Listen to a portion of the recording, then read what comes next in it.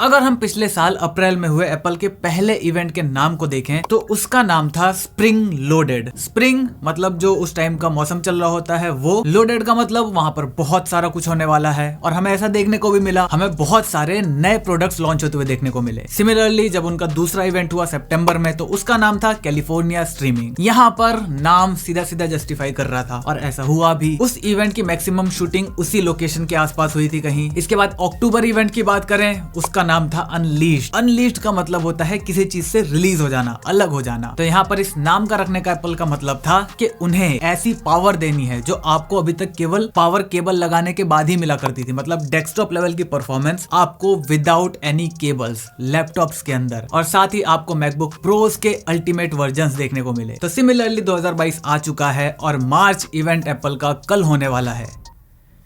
वैसे देखा जाए हम 2 महीना 7 दिन आगे आ चुके हैं 2022 के अंदर। टाइम कितनी जल्दी बीत रहा है। खैर आज की वीडियो में हम कल होने वाले इवेंट के बारे में मैक्सिमम इन्फॉर्मेशन जानने की कोशिश करेंगे कि क्या लॉन्च हो सकता है, इसके नाम के पीछे क्या क्या लॉजिक हो सकता है। तो चलिए जल्दी से वीडियो को शुरू करते हैं। यहाँ पर अगर हम सबसे पहले इसके नाम को देखें तो इसका नाम निकल कर आता है पीक परफॉर्मेंस। अगर आप ध्यान से देखोगे तो यहाँ पर जो पीक की स्पेलिंग है वो PEAK न होके PEEK है। तो यहाँ पर इस पीक का क्या रीजन है वो किसी को भी क्लियर नहीं हो पा रहा। परफॉर्मेंस से बहुत सारे लोगों ने अंदाजा लगा लिया है कि हमें दोबारा से कुछ नए मैक प्रोडक्ट देखने को मिल सकते हैं। तो सबसे पहले प्रोडक्ट की मैं बात करूं जो कल लॉन्च हो सकता है वो है सबसे बोरिंग, सबसे ज्यादा कंफर्म्ड और सबसे non interesting product iPhone SE 5G। ये आपको वही आईफोन 8 वाले बॉडी के अंदर A15 चिप और 5G कैपेबिलिटीज मिल जाएंगी बस। तो मोस्टली लोगों के लिए ये है नहीं। हाँ, अगर आपको पेरेंट्स वगैरह को देना है जिनको बहुत बड़ी डिस्प्ले का काम नहीं है, छोटा हैंडी फोन उनको रखना है, अच्छा कैमरा हो, अच्छी वीडियो रिकॉर्डिंग वगैरह हो जाए और उनके पास चार्ज करने का एक्सेस ज्यादातर इलाकों में रहे, जैसे ऑफिस जाते हैं तो वहां पर चार्ज करने का, घर रहते हैं वहां पर चार्ज करने का एक्सेस है, तब आप ये पेरेंट्स को दे सकते हो। बहुत ही अच्छा फोन है, 3-4 साल तक कहीं नहीं जाएगा। लेकिन उसके अलावा इस फोन के अंदर कुछ भी नहीं है। तो ये एक प्रोडक्ट लॉन्च हो सकता है। इसके बाद के सारे प्रोडक्ट्स हमें ज्यादातर मैक्स ही देखने को मिल रहे हैं। एक प्रोडक्ट और है iPad Air 5 जो कि हमें कल इवेंट में देखने को मिल सकता है। अब यहाँ पर अगर आप इस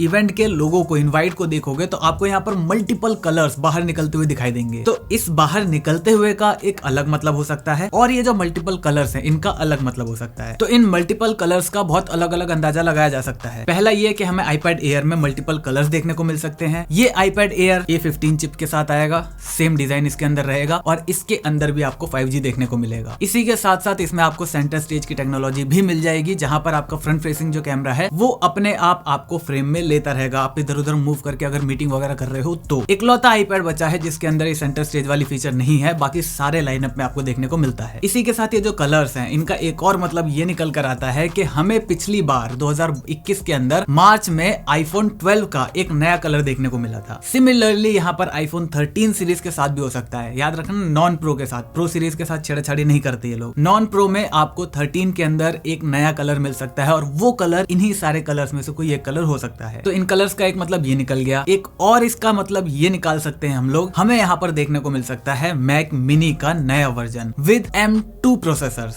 अभी जो M2 प्रोसेसर है इसकी लीक हमें पहले बहुत ज्यादा देखने को मिल रही थी, अब उतनी ज्यादा धीरे धीरे कम होती जा रही है। अब जैसे जैसे इवेंट पास आ रहा है वैसे वैसे स्ट्रॉन्ग जो लीक्स हैं वो ज्यादा आने लगती हैं। तो यहाँ पर M2 के बारे में लोग ज्यादातर बात नहीं कर रहे। अब आई डोंट नो, शायद कल हमें M2 देखने को ना मिले। तीसरा रीजन की मैं बात कर रहा था तो वो है मैक मिनी के अंदर आपको M2 प्रोसेसर देखने को मिल सकता है। और क्योंकि वो एक घर पे रखने वाला डिवाइस है, जैसे आपका iMac है वो एक लो एंड डिवाइस है और घर पे रखने वाला डिवाइस है, उसमें आपको मल्टीपल कलर्स देखने को मिलते हैं। सिमिलरली मैक मिनी के अंदर लो एंड वाले के अंदर और जो घर में रखने वाला है उसमें आपको मल्टीपल कलर्स देखने को मिल सकते हैं और ये सारे वही कलर्स हो सकते हैं जो आपको इस इनवाइट के अंदर देखने को मिल रहे हैं। इसी के साथ अगर हम मैक्स को देखें तो हमें मैकबुक्स के अंदर प्रो सीरीज देखने को मिल चुकी है एप्पल सिलिकॉन के साथ। तो यहाँ पर हमारा iMac और मैक मिनी ये दोनों ऐसे डिवाइसेस बच जाते हैं जो हमें हाई एंड वाले अभी प्रोडक्ट देखने को नहीं मिल रहे। तो कल के इवेंट में शायद फाइनली हमें ये चीजें देखने को मिल सकती हैं। ज्यादातर चांसेस ये है कि हमें मैक मिनी का एक प्रो प्रो वर्जन देखने को मिल सकता है जिसमें एक या एक से ज्यादा M1 Max चिप लगे होंगे, और बाकी जो भी आपको मैकबुक्स में हाई एंड परफॉर्मेंस मिल जाती है